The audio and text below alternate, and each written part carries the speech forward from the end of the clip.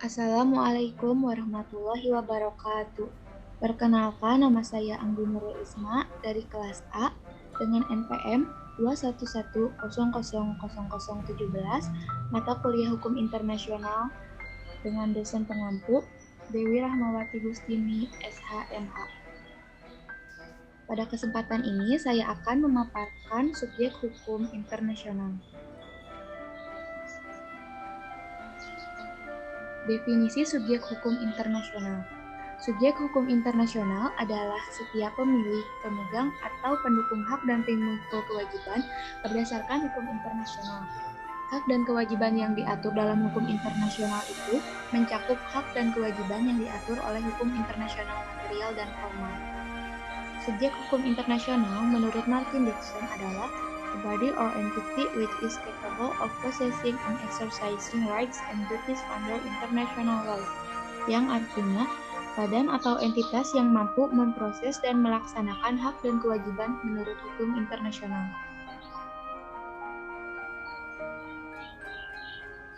Subjek hukum dalam arti sempit adalah sebagai individu sebagai pemegang hak dan kewajiban dalam hukum hanya terbatas pada orang atau manusia saja.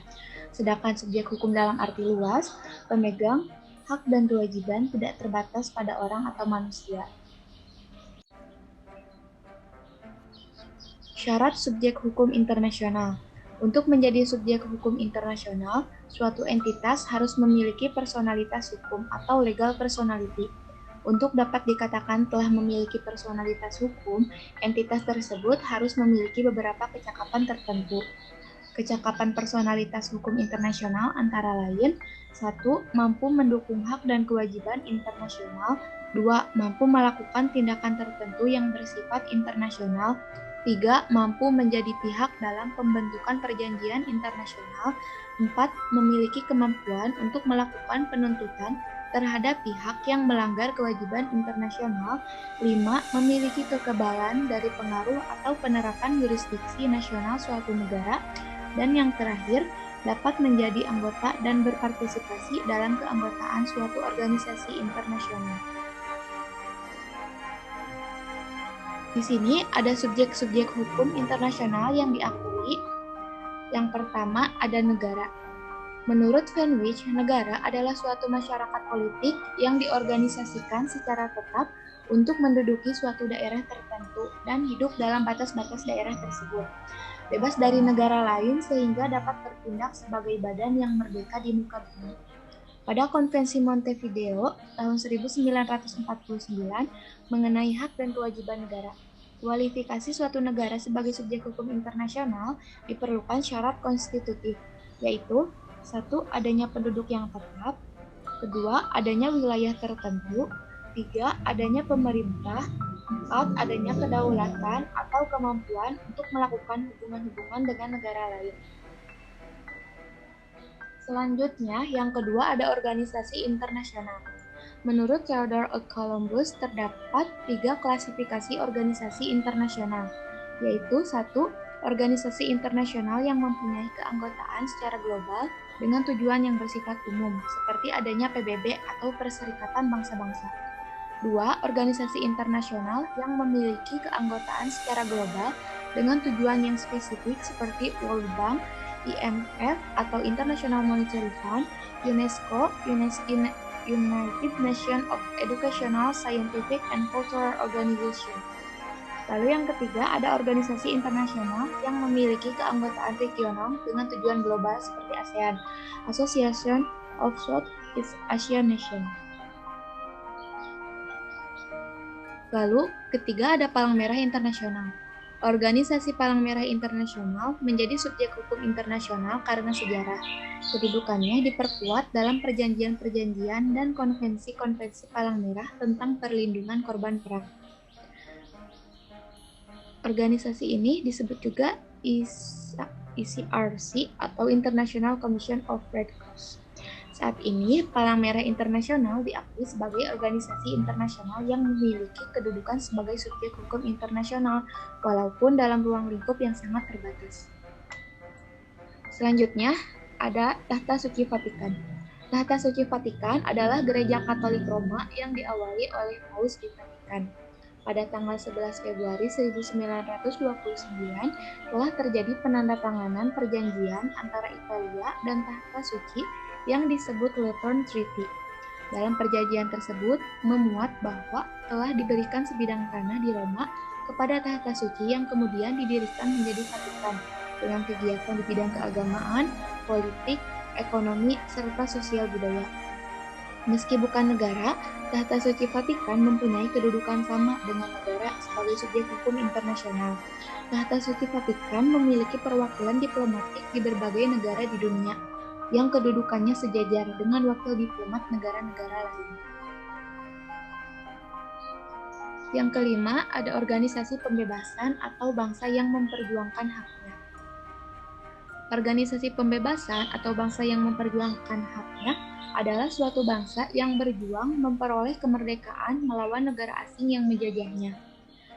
Organisasi pembebasan dapat diakui sebagai subjek atau pribadi hukum internasional sementara waktu saja, selama berjuang untuk mewujudkan cita-cita dan tujuannya. Tidak setiap pergolakan dalam suatu negara atau wilayah dapat secara mudah untuk diberikan predikat sebagai organisasi pembebasan atau bangsa yang sedang berjuang. Kemudian ada kaum beligeransi atau kaum pemberontak. Pada awalnya muncul sebagai akibat dari masalah dalam negeri suatu negara berdaulat, penyelesaian sepenuhnya oleh negara yang bersangkutan. Hukum yang diberlakukan kaum beligeransi yaitu hukum nasional dari negara yang bersangkutan. Kriteria beligeransi menurut Oppenheim Lauterpacht diantaranya 1. Adanya perang saudara, 2. Menguasai atau menduduki sebagian wilayah negara, 3. Adanya penghormatan atas peraturan-peraturan hukum perang, dan 4. Adanya kebutuhan praktis. Adapun kriteria beligeransi menurut Hartwig yaitu 1. Terorganisasi di bawah pimpinan yang bertanggung jawab, 2. Memakai tanda-tanda pengenal, 3. Membawa senjata terang-terangan, dan yang keempat mengindahkan cara-cara berperang yang sudah lazim. Lalu, yang ketujuh ada individu. Pada awal pertumbuhan hukum internasional, individu hanya sebagai subjek hukum nasional.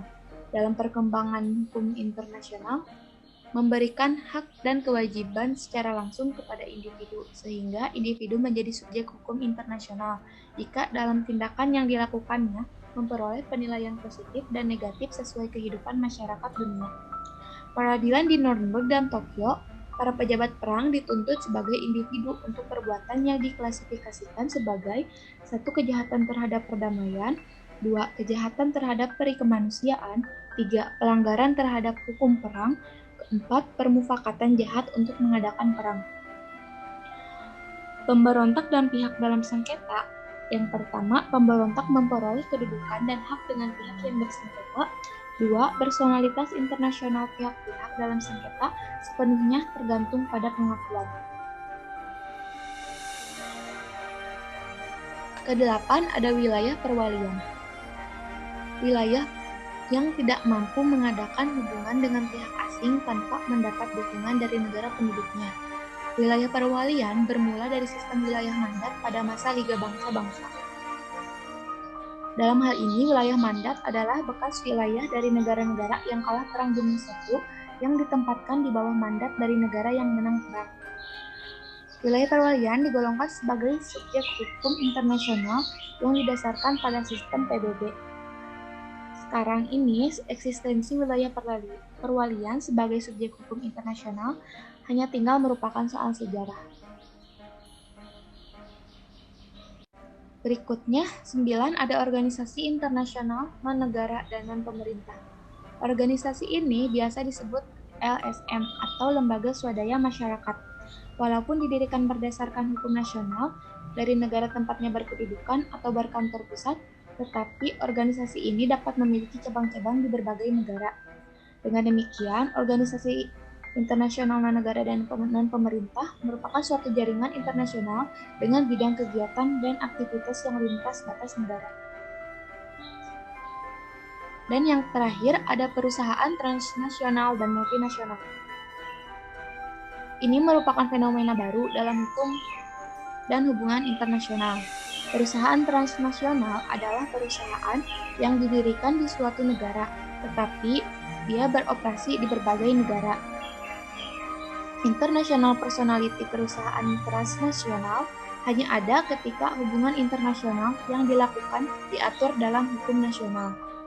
Dalam beberapa hal, negara-negara bahkan juga organisasi internasional mengadakan hubungan secara langsung dengan perusahaan transnasional atau multinasional yang akhirnya melahirkan hak-hak dan kewajiban-kewajiban internasional.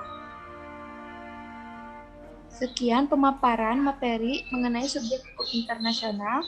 Semoga bermanfaat. Terima kasih. Wassalamualaikum warahmatullahi wabarakatuh.